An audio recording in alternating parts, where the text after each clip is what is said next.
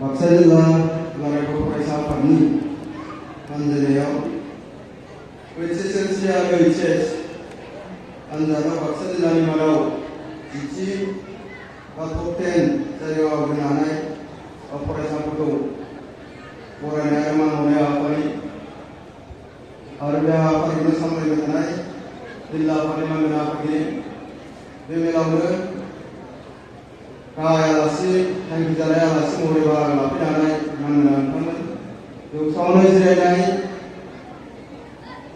मिरुनि जिल्लानि दुलाराय बर' फरायसा आफादनि बिबानगिरि मावथिगिरिफोर जौसाङावनो जिरायनाय मानगोनां आलासि नोंथांमोन दायो सिनायथि होनाय जागोन। बे हाबाफारियावनो बरायनो होननानै हांख्रायनानै लाबोजानाय HSLC आरो HS आनजादाव बाक्सा जिल्लानि मादाव टप 10 मासि आवग्रिनो हानाय फरायसा फंबाय बिनानावमोन आरो बिथांमोननि बिमा बिफा आरो गारजेन मानगोनां नोंथांमोन हाबाफारियाव बाहागो लाबोनो हानाय गुबुन गुबुन फरायसालिनिफ्राय नुजाफैनो हानाय फरायसा फंबाय बिनानावमोन आरो बे ओनसोलनिनो मानगोनां मेलेमजिबि फोरोंगिरि सार नोंथांमोन आरोबाव बर'बारि ओनसोलनिनो मानगोनां आफा रायजो राजा नोंथांमोन। हाबाफारिया मोननै जानायनिफ्राय बेफोर एसे लेट खारदों। एसे सिगाङाव दख'रा आफादनि बरायनाय हाबाफारिया जानानै थांबाय।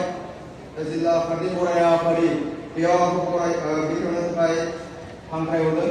नाथाय आङो जिल्लानिफ्राय हिसाबै बाक्सा जिल्ला जागायनायनिफ्राय बरायनाय हाबाफारिखौ मोनबाय थानाय हिसाबै आं बेयाव गोबां बेबायदि बिबुंथि लाखिनाय नङा। जास्ट फर्मेलिटिस बायदियै आं बेखौ बेखेवना होगोन आरो जोंनि मिरुनिनो मानगोनां गाहाय नेहाथारि बिथाङा बाहागो लाफैनो आलासि महरै आरो आलासि दंबावो मानगोनां बिथांमोना जोबोद मेल गोनां बिबुंथि लाखिगोन।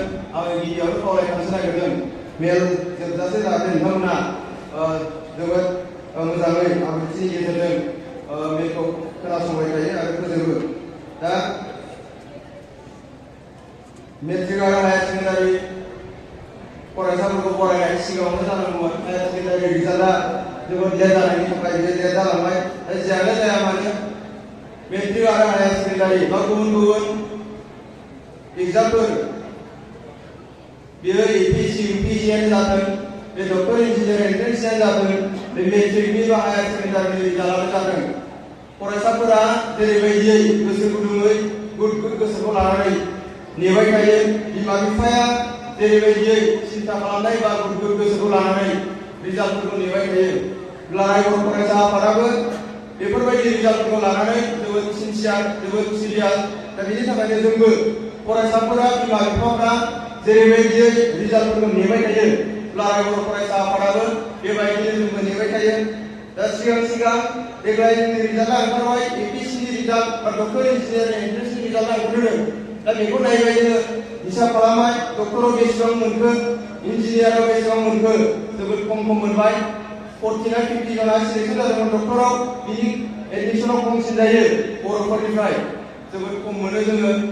ओरैनो नायोबाथ' लाख जननि बारा एडमिसन लानो हानाय सिट दङ इन्डियायाव डक्टरनि 1,20,000 गाहाम। बेखौ जुदि जोङो बर' माहारिनो जुदि राननानै होयोबा खमसे खम 100 जनसो मोनफ्रामो जोङो बर' माहारिनिफ्राय एडमिसना 100 जनसो मोननांगौ। सिलेक्सना जादोंमोन 40-50 जन जोबोद खम। बेखौ लानानै जोबोद सिरियास जोङो इन्जिनियारनि बाथ्रा इन्जिनियारफ्राबो 100 जननि बारा मोननांगौ नाथाय जोङो मोनो बेसेबां 50-60 जन बेबो फिसा फिसौ इन्जिनियार फरायसालिखौ लानानै जों दा ओंखायनो जोबोद खम बिबांनि जोंनि बर' फरायसाफ्रा बेबायदि जायफोरखौ जोङो फार्स्ट क्लासनि बा फार्स्ट ग्रेडनि स्टुडेन्ट होननानै बुंनो हायो इन्जिनियार आरो मेडिकेल स्टुडेन्ट। दा बेयाव जोबोद खम एडमिसन मोनो जोङो। बेनि उनाव APSCनि रिजाल्ट ओंखारबाय। APSCनि रिजाल्टआव बर'फोरनिफ्राय 56 जन आंनि गोरोन्थि जायाखैबा 56 जन मेइन्सआव क्लियार जाबाय। नाथाय फाइनालनि रिजाल्टआ दाबो होनो हायाखै टेस्ट सोलिगासिनो दङ बिथांमोना रिजाल्टआ मालाबा ओंखारसिगौमोन। दा बेखौबो जों जुदि नायोबा देग्लायनि पस्टआ 331 होननाय मिथिदों होननानै 331खौ जुदि जोङो बर' माहारिया जुदि नायोबा STआव मोननांगौआ जोंना 30 जननि बारा मोननांगौ आरो STनि मादाव बर'फोरखौ नायोबा जोङो मथा मथि 50% जोङो एसेल' खम बर'फ्रा। दा बिदिबा जोंनो जुदि एसटी हिसाबै 50% जानांगौबा एसटीफ्रा जुदि 30 जननिबा 32 जन मोननांगौ जोङो 32 जन जुदि मोननांगौ जायोबा बेनिफ्राय जोङो खमसे खम बेसेबां मोनथारनांगौ जायो 16 जना मोनथारनांगौ जोङो 56 जन मेन क्लियार जानानै दङ जोङो बर' जाथिया जुदि नायोबा दिनै 16 जना एपिएससिखौ क्लियार जाथारनांगौ फाइनाल रिजाल्टआव दा नेनानै थागोन जोङो बिनि उनाव मेट्रिकनि रिजाल्ट जाबाय मेट्रिकनि रिजाल्टखौ थिगसे नायबाय जोङो स्टेन दंना गैया स्टेनाथ' ओंखाराखिसै आरोबाव नायबावबाय जोङो पार्सेन्टआ बेसेबां दावखोदों स्टेननि पार्सेन्टआ लास्ट पार्सेन्टआ जाबाय बेसेबां पार्सेन्ट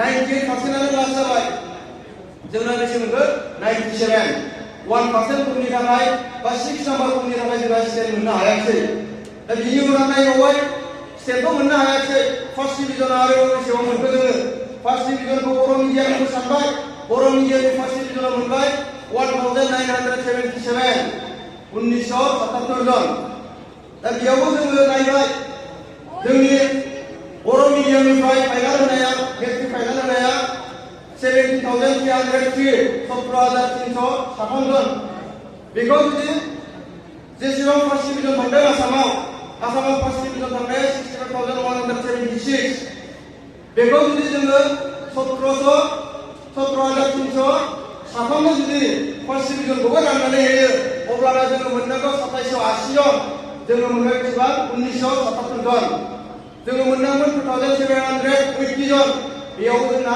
फार्स्ट डिभिजनाबो बेसेबांबा खम जानानै थाबावबाय दा बेबायदि हिसाबखौ जोङो खालामगासिनो जोङो नायगासिनो दङ दा जोंनि फरायसाफ्रा आसा खालामनाया जाहैबाय बबेयाव मानो बेबायदि जानानै थालांखो दा बेखौ आं एसे उनाव गोसोखांबा बुंगोन बिनि उनाव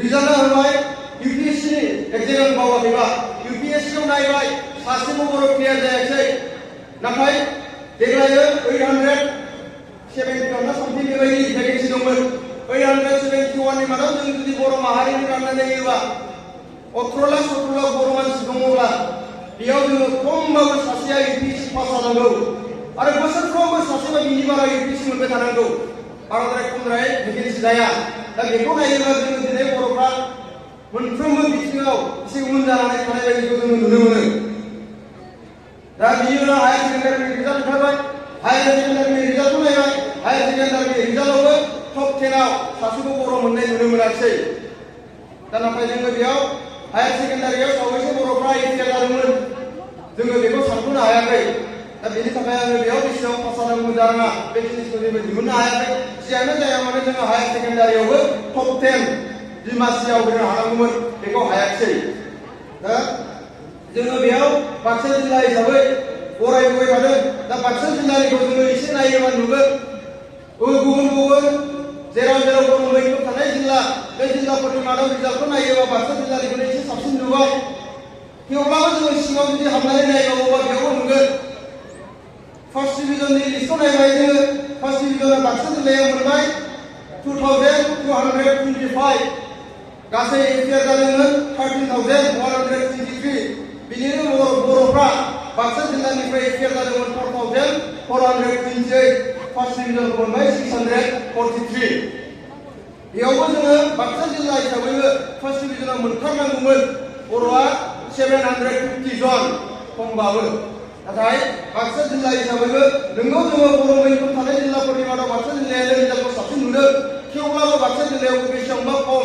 फार्स्ट डिभिजन जेसेबां मोननांगौ बेखौ मोननो हायाखै दा जियानो जाया मानो बाक्सा जिल्ला बर' फरायसा आफादा 2005 निफ्राय बे फरायनाय हाबाफारिफोरखौ लाबोगासिनो दङ 2005 आव 22 जन 22 जन मेट्रिकआव फार्स्ट डिभिजन मोननाय बेखौ लानानै जागायदोंमोन देग्लाय 642 जन मोनबाय दा बेखौ लानानै जोङो गोग्गानायनि जेबो बाथ्रा नङा थेवब्लाबो जों दासिमहालागैबो क्वालिटिनिफ्राय लानानै क्वान्टिटिनिफ्राय लानानै दासिमहालागैबो खम जोङो जेसेबां मोननांगौ बेबायदि मोननो हायाखै दा आङो बे बेलायाव बे बाथ्राखौ रियेलाइज खालामगासिनो दङ जोंनिया मानो दिनैसिमहालागै बर' मिडियामनिफ्राय टप 10 आव हाबनो हानाया सासेल' जानो हागौ लाख लाख फरायसाफ्रा जोंहा मेट्रिक परीक्षा होलांबाय बिनि मादाव दासो बिबुंसार बसुमतारी बाक्सानिनो बेबो टप 10 आव सासेल' जायगा आवग्रिनो हाबाय दा बबेयाव जोंहा लिग मोसा थालांखो दा बेनि थाखायनो जोङो बयबो लोगो नांनानै बेयाव सोरबा फरायसा नङा, फोरोंगिरि नङा, बिमा बिफा नङा,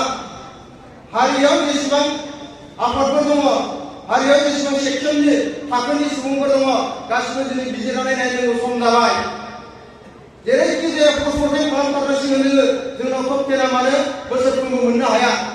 जोंनि फार्स्ट डिभिजना मानो जोङो जेरैबायदि मोननांगौ बेबायदि फार्स्ट डिभिजन मोननो हाया? क्वालिटिया जोंना दासिमहालागै गोमानो दङ। खामानिखौ मावदों होननानै गोबां माहारियाव बुंलायलायबाय थानाय जाबाय। आंबो मावदों, आं मावगोन, सोरबायाबो मावगोन, गोबां बेबायदि बुंलायनाय जाबाय। नाथाय दिनैसिमहालागै रिजाल्टफोरखौ नायोबा बारा मोजां बेबायदि नुवा। दा बेनि थाखायनो जोङो दिनै पस्टमर्टेम खालामथारनांगोन। पस्टमर्टेम जेरैखि जाया खालामनानै दिहुननांगोन बबेयाव जोंना लेकिंसा खालामहरखो। लेकिंसखौ दिहुननानै बिनिफ्राय बोरै जों अभारकाम खालामनो हायो, बोरैहाय जोङो बे लेकिंखौ फोजोबनो हायो, बेनि थाखाय जोङो जेरैखि जाया लामाया दिहुनथारनांसिगोन। नङाबा जोङो बुंलायलायबाय थागोन जों ओरै मावदों, जों ओरै मावदों, सोरबाया ओरै मावदों, सोरबाया ओरै मावनो हायाखै, बेबायदि बुंलायबाय थानानै जेबो जानाय नङा। दा बिनि थाखायनो जोंबो दुलाराय बर' फरायसा आफादा नाजाबाय थादों जोङो। बेनि थाखायनो जोङो सिगाङाव हाइ स्कुलखौ कलेजखौ लानानै खामानि मावनाया गोबां जाबाय। जोङो LP ME लानानै खामानि मावनाया एसे बोसोरब्रै बोसोरबा सिगांनिफ्राय जोंहा एसे जागायबाय। दा जोङो देग्लाय बोसोरनिफ्राय जेरैखि जाया सिंथाराव हाबनानै जोबोद डेपथाराव थांथारनानै जोङो खामानि मावनो हायो नामा, जोङो बेखौ नाजागासिनो दङ। दा आङो खावलायदों जोंनियाव जेसेबां सेक्सननि सुबुंफोर दङ, जोङो बयबो सोरबा सोरखौबा मुं सोलायनाय, सोरबा सोरखौबा बुंलायलायनाय, बेखौ ज्राब गारजोबनानै गाव गावनि बेलायाव, गाव गावनि लेभेलाव जाय जेसे हायो खामानि मावनो जोङो आवगायबोनांसिगोन। दा बेखिनि बाथ्राखौ आङो खावलायो। दा बेयाव जोंथ' ओरैनो बिजिरलायनानै नायबा नुयो बा बुंलायलायबाय थायो। फोरोंगिरिया बिजिरबाबो बिमा बिफा आरो फरायसाफोरखौ मोनखागोन। बिमा बिफाया बिजिरनांगौबा, फरायसाफोर बिजिरनांगौबा बिमा बिफा, समाज बा गुबुनखौ फोरोंगिरिखौ मोनगोन। दा बिजिरलायबा जों बयबो बेबायदि मोनलायलायबाय थायो। दा बेनि थाखायनो जोंनि बिजिरनाया जुदि बिदिनो मोनमारबायब्ला अब्ला जोङो बेबायदि मोनदोंबाबो बेखौ सावरायलायनायनि गेजेरजों सोर मा बबे लेभेलाव खामानि मावनो हायो जोङो बेखौ दिहुननांगोन। दा जोङो गोबां बाथ्रा बुंलांखादों आङो। जोङो जेरैखि जाया जोंनि फरायसाफोरनि मोजां जानाय बा फरायसाफ्राबो जेरैखि जाया मोजां रिजाल्ट खालामनो नाजानाय, जोङो बेखिनि बाथ्राखौ जोङो मोजाङै बुजिनानै नायनांगोन। दा बेयाव मोननैसोल' बाथ्रा बुंनानै आङो फोजोबगोन। मेट्रिकआव पास जाबाय बा मेट्रिक पास जायोब्लाबो दिनै गोबां जोंना उन्दै बैसोनिफ्रायनो, उन्दै समनिफ्रायनो जोंना गावखौनो गाव जेरैखि जाया आङो देरबाय, आङो फ्रि जाबाय बेबायदि सानना लानो हमबाय। जोंना गावनो देरबाय, गावनो फ्रि जाबाय बायदि मोननानै, गाव गासिखौबो मावनो हाजोबसिगोन बायदि मोननानै जायखिजाया खामानिखौनो गावनि गोसो बायदि मावनो लाबाय। जायनि थाखाय ओरैनोथ' जोङो हिसाब खालामलायनो हाला, खिन्थु बाहेरनिफ्राय नुगासिनो बे गथ'आ गाज्रि जासिगोन, बे गथ'आ गाज्रि जाबाय। नाथाय जोङो रिजाल्टआ जेब्ला होयो अब्ला मिथिनो हामारबाय जोंनि फरायसाफ्रा गावखौ जेरैबायदि बावसोमनानै गावनि जि खामानि बेयाव खामानि मावनांगौमोन बेयाव जों खामानि मावनायखौ नुवाखै। नोंगौ जोंनि फरायसाफ्राबो खस्थ'खौ खालामदों। सोरबाया फरायनायाव खस्थ' खालामदों, सोरबाया गेलेनायाव खस्थ' खालामदों, सोरबाया बेरायथिंनायाव खस्थ' खालामदों, सोरबाया मबाइल नायनायाव खस्थ' खालामदों। मबाइल नायनायावबो खस्थ' जायाबा मेगना सागुलायो।